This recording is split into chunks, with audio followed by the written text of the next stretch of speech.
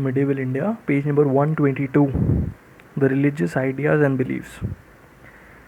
Islam was not a stranger in India when the Turks established their empire in North India. Islam has been established in Sindh from the 8th and Punjab from the 10th centuries. Arab travelers had settled in Kerala between 8th and 10th centuries.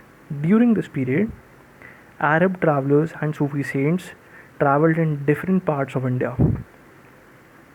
Al-Biruni's book Kitabul Hind and other writings had familiarized the learned sections in West Asia about Hindu ideas and beliefs.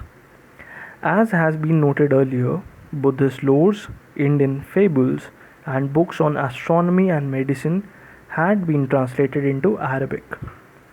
Visits of Indian yogis to the region were not unknown.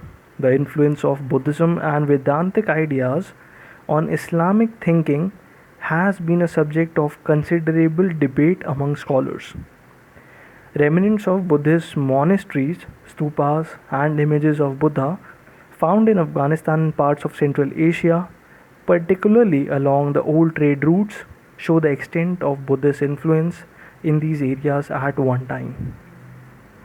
While it is difficult to determine the precise extent of the influence of Indian philosophic ideas, it is hardly disputable that both Greek and Indian ideas, in different proportions, made a definite contribution to the development of Islamic philosophy in its formative phase. These ideas provided the background to the rise of Sufi movement, which, after its establishment in India after the 12th century, influenced both the Muslims and Hindus, and thus provided a common platform for the two.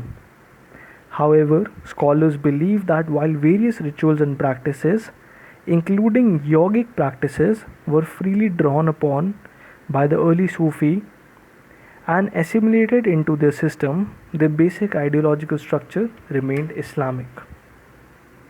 Thank you everyone for tuning in. In the next part, we'll start with the Sufi movement. All the best for exams, and do share and subscribe the channel for more videos like this. Thank you everyone.